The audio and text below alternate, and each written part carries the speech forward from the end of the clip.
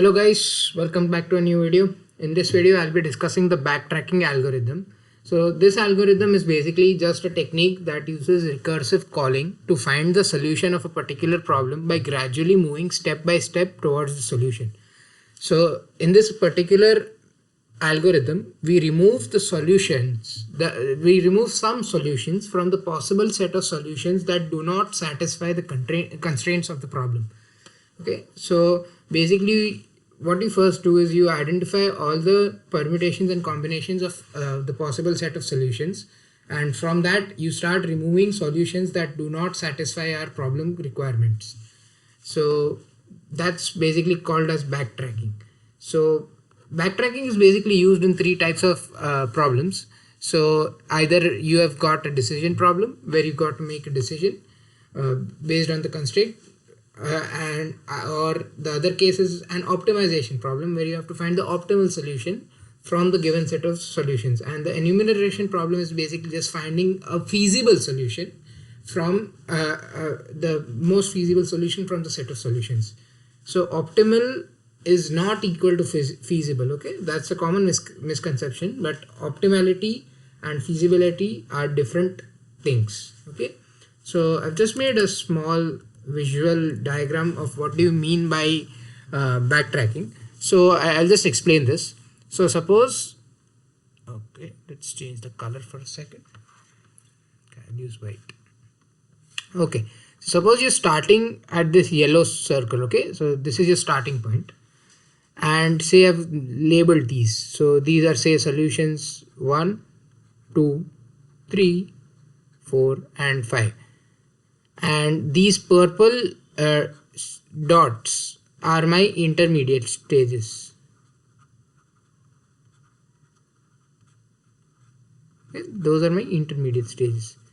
Okay, so say I'm starting from a particular like this is my starting point, and if I say do something and get to this point, okay, let's just call it A. Okay, so I'm starting, say this is my S.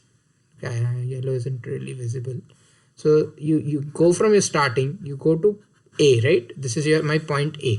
Now say I go to point like solution 1. Okay, I go to solution 1 where I discover that this is an incorrect solution pertaining to the requirements given in that specific problem. So I know that the solution is incorrect. So what I do, I go from 1 and I backtrack back to A.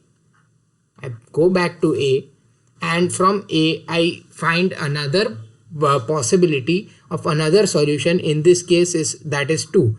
So I go from 1 back to A, then I go from A to solution 2. Okay, now, so by the way, the red dots in represent incorrect solutions and the green one is my corrected solution. Okay, that's the correct solution.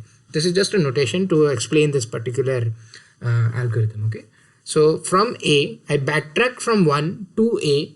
Now I'm going to go from A forward to solution 2. Okay, now I see the constraints of this particular problem. I've come to know that this solution number 2 is also incorrect.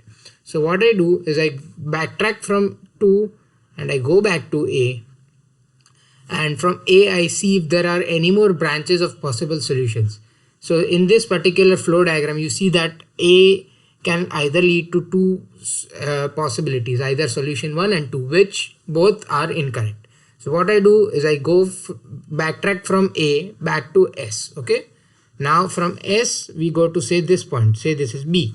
So from S I go to B.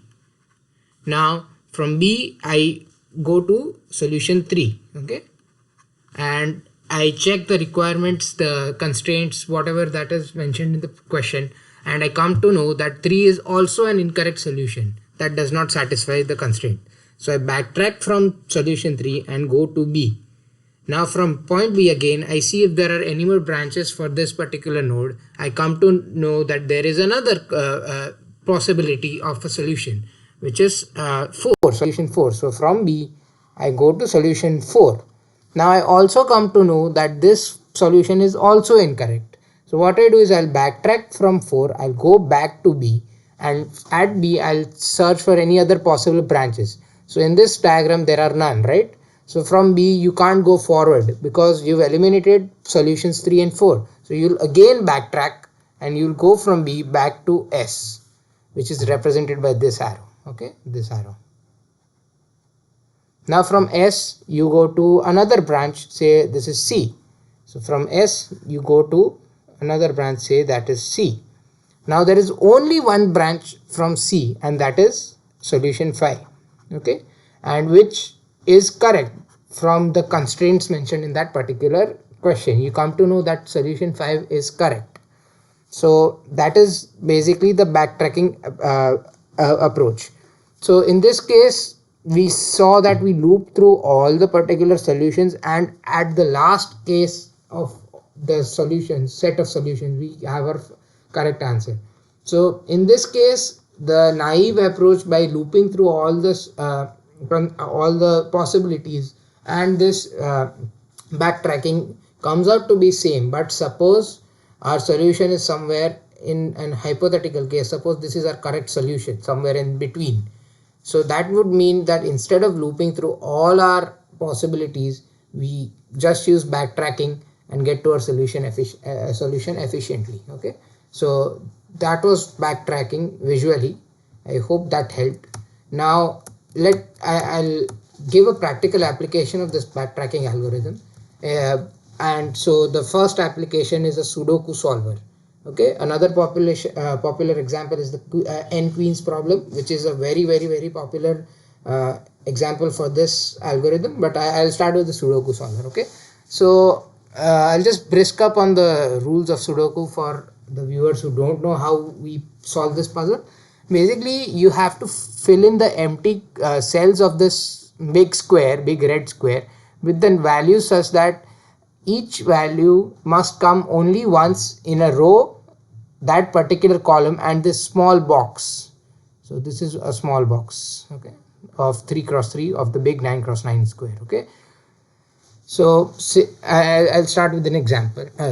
Okay, say let me just use a different color. Say I'll use purple. Okay, so what I'm going to do in this particular Sudoku solver is my algorithm will go like this.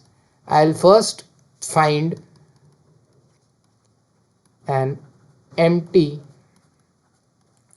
cell. Okay, so before that, first of all, we need to check whether the given Sudoku is valid or not. Okay, so that we'll use a particular function for that, but when we just for now assume that the given puzzle is always valid. So first of all, what you do, you'll go through each row. First of all, go through this row, then this, up to the last row, and in each row find an empty cell. So first of all, we go to row 1, right? Or if in computer science terms, if we talk by indexes, we go to the index 0 row. Okay, so we look at this particular cell. Now what I'm going to do is I'm going to start from 1 and go up to 9, both included, and see if that particular value can be used in this box. If it can be used, I'm going to put it there. Okay, and I'll work my way forward, and if at any case I find that there is a contradiction of the value, I'll backtrack, go back one step and change the possible permutation to see if that another new particular solution is valid or not. Okay, let's just illustrate this. Say first of all, in this row you see that there are first of all missing values. In the first row are 1, 2, 3, 4, 5, 6 are already there, 7. Okay, so we need to fill these 4 values in the 4 boxes of the first row. Say for the first box I start with 1, right? We find an empty cell, this purple one, and I'm going to start from 1, so I fill in 1 here. Okay, so is 1 valid? So in this particular row there is only 1 1, right? So that is valid. In this column there is only 1 1, and in this box, the first 3x3 box, there is only 1 1, so 1 is valid as of now. Okay, so next up I'll find an empty cell, I'll repeat my algorithm, and so since 1 is already filled, we can't have 1 here, so I'll go for 2. Is 2 valid? So in this row there would be only 1 2, so yes. In this column, yes. And in this 3 cross 3 box or square, 2 is only there present once, so that's already also valid. Next up, we see 3 is missing, so I'll go here. So is 3 valid here? So can 3 be here? No, because in this column there is already a 3 present, so 3 won't be valid. So next up, go to 4, 5, 6 and 7. Is 7 valid here? Let's check. Is 7 valid? So in this row there are no 7s, in this column there are no 7s, and in this box there are no 7s. So 7 is valid as per our algorithm. Okay, so the last box, the last entry must be 3, right? Now is 3 valid? There is only 1 3 in this row, there is only 1 3 in this column, but in this box, the third 3 cross 3 box, you see there is already a 3 present. So that means that this 3 that we just placed here is incorrect. So we'll backtrack. What do you mean by backtracking? You remove this 3 and go one step back to 7. Now we see that if 7 is here, 3 is the only possible solution. So that means that 7 is also incorrect. So we'll backtrack one more step. Now we also saw that 3 can't be put here and 7 cannot also be placed here. So that means that we have to backtrack even one more step and so that thus this 2 will not be here. So we'll backtrack once, remove 2, and we see, so we backtracked and we saw that 2 can't be present in this second cell, right?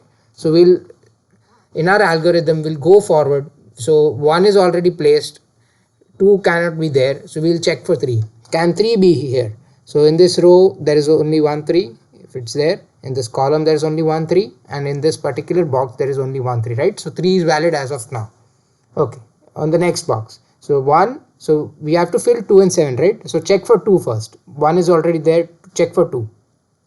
In this row there will be only 1 2, in this column there will be only 1 2, and in this 3 cross 3 box there will be only 1 2. So as of now 2 is also valid. Okay, great. Now check the last box. Is 7 valid? So 7 is only there in this. If 7 is here, it's only valid in it's valid because there's only 1 7 in this row, 1 7 in the column, and 1 7 in this box, right? So that means that this particular placement of 1 3 2 and 7 comprises of a valid solution of our Sudoku. Okay, so that means that we're done with the first row and we'll do the similar kind of approach for our second row. Okay, so basically, to visualize, what we first did is in the first cell we placed 1.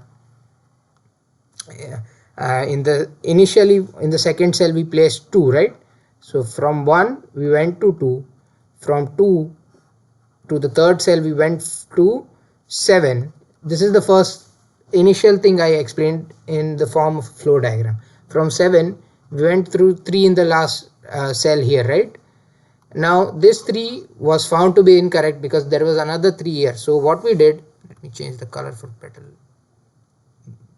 view. So what we did, we backtracked from 3, so this we erased 3 here, right, and went to 7. Then we found out that if 7 is there and 8 and 9 are already placed, so 7 must also be wrong. So we backtracked from 7, we went to 2. Okay, 2 was in the second cell, which we found we need to correct, right? So from 2 we changed to 3, so we moved forward from 2 and went to 3 in this second cell.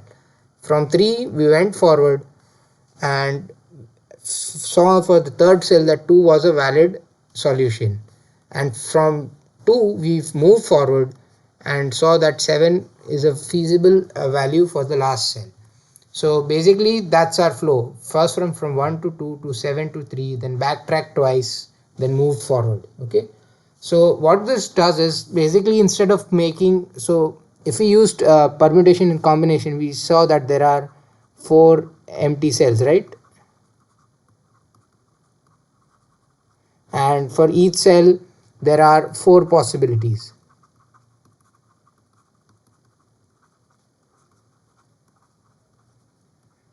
So basically you just saved a whole ton of time by not considering every permutation combination and just going with this backtracking approach. Okay, so that was one illustration of the backtrack algorithm in Sudoku solver. So I've also written down the code for the Sudoku solver, which I'm going to be making another video. So stay tuned, make sure to like, share and subscribe to the channel, and click on the bell icon to stay notified when I drop my next video on this. Okay, hope the video helped, and I'll see you later, guys.